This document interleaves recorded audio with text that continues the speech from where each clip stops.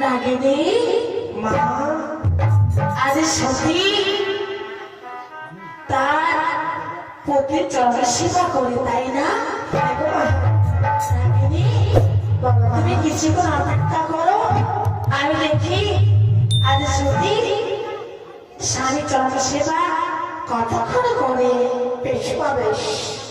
বেহুলা আর নিজেকে সতী প্রমাণ করবে বলি বাসর ঘরে জেগে বসে রয়েছে স্বামীর পদতলে, কিন্তু না, আমি শিশু বাবা আসেনি, তোমার আর স্বামী চন্দ্রসেবা করতে দেব না।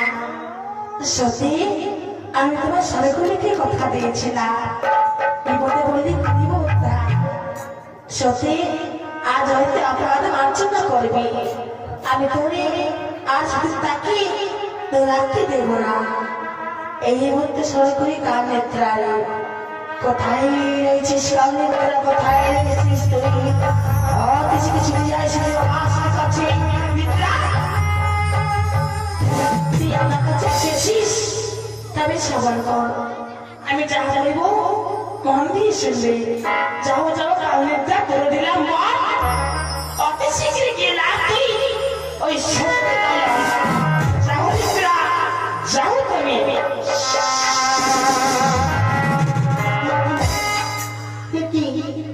আমি যেন পদসেবা করতে পারি না, আমার নয়নে কেন ঘুম এসেছে? যদি এভাবে আমি ঘুমিয়ে পড়ি তবে যে শ্বশুর বাবার বাক্যকে পালন করতে পারবো না। তুমি আমার নয়ন হইতে যাও, তুমি আমার নয়নে এসো না, তুমি আমার নয়নে এসো না। আরে ঘুমি দিও না নয়নে, প্রণাম জানাই চরণে।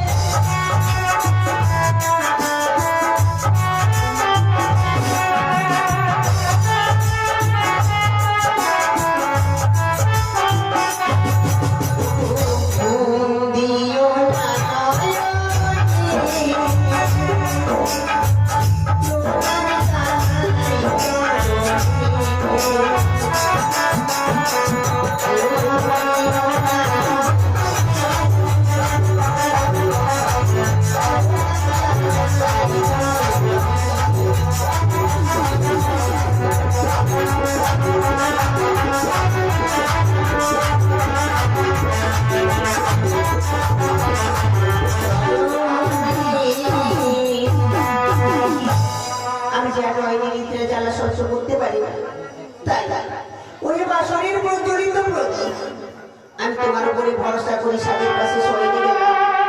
সাক্ষী থাকো চন্দ্র সূর্য আকাশ বাতাস, সাক্ষী থাকো 33 দেবী, সকলকে আমি সকলকে সাক্ষী রেখে স্বামীর পাশে সরে গেলাম।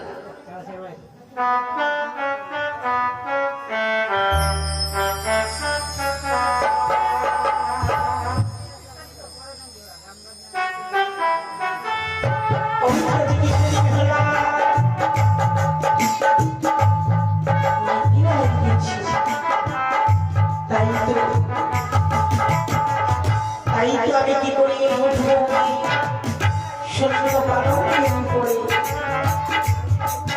ওই তো শশী বিহলার মাথার কিনে শূন্য পালন্ত হইতে মিথ্যে গাড়ি ঝুলে ওই এসেছি আমি শূন্য পালন্তের মধ্যে উঠিলাম।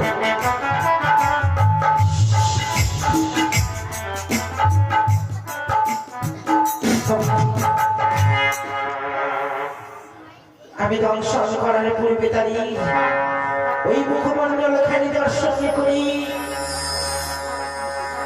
আমার এই কাজ সম্পূর্ণ। ওরা আমি ফিরে যাবো ওই মায়ের শিশু আধারে। না এ কি অপূর্ব রূপ, যেন যেন আমারই প্রভু মারা থাকে স্বয়নই করে ওই শূন্য পালঙ্কিত পথে। না না আমি তো ধ্বংসই করতে পারবো না। হই আমি কেন আসিলাম রে বিধি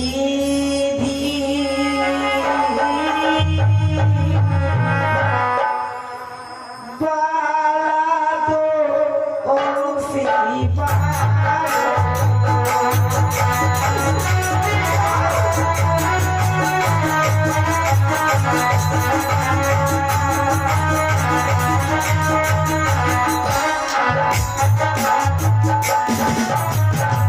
হায়ুরে দায়ু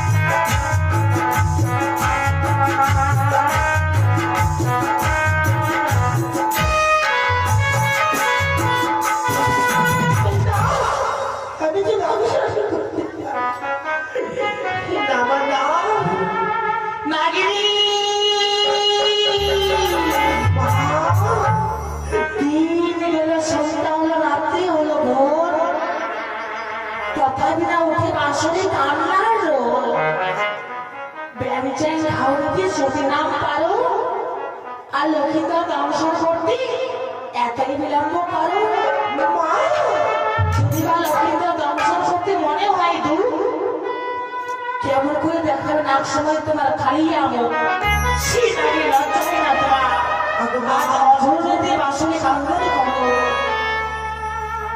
মা কি করে করে বলে আমি দংশন যাব মা?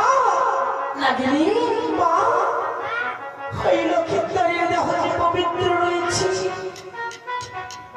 কি করে করে দংশন মা? বলতে পারো বলতে পারো কিঞ্চিত পরিমাণে দোষ নেই, আমি কি করে করিব দংশন মা?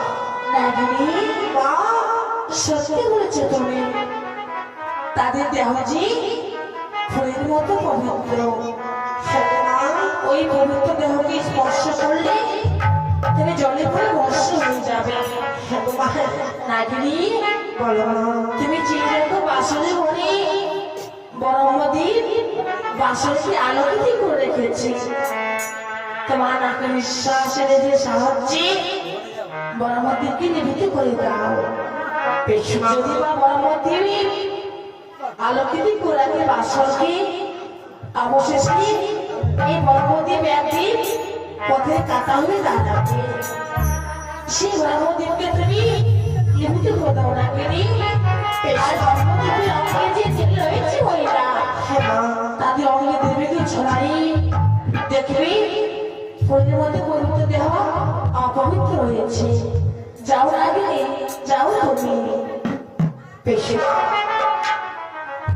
ওই তো মা আমায় বলেছি শূন্য পালকের নিচে দেখো ব্রহ্মদেবী জলে, আমার নিঃশ্বাসে নিবিয়ে দেবো ওই ব্রহ্মদেবী,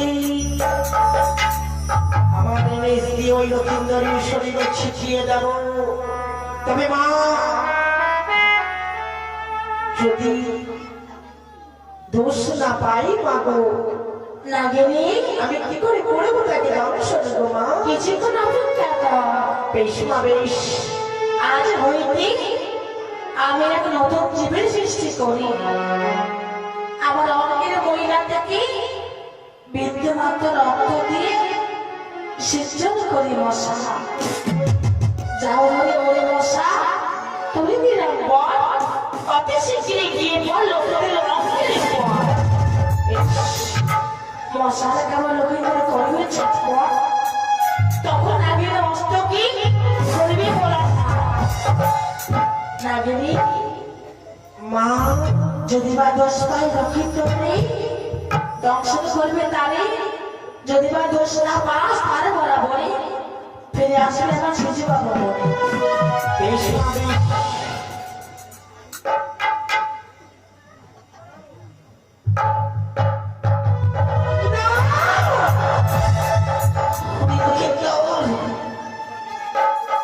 বিনা অপরাধে আমার এই মস্তকে মারিস লাথি, একেবারে চিনলে ছেড়ে দেখি আমি যে তোমার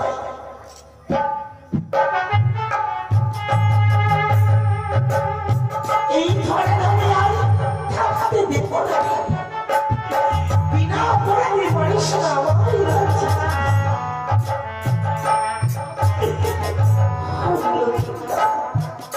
আরে প্রথমে মাথা দিয়া দিলাম তোমারও মুখে,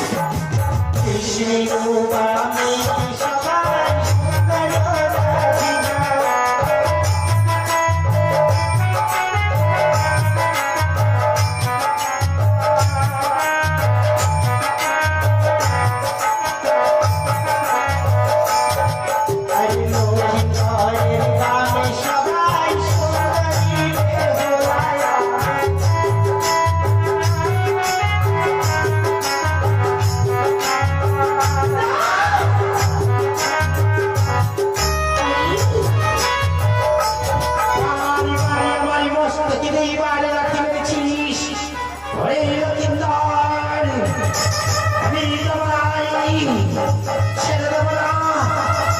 আরে তুমি বাড়ি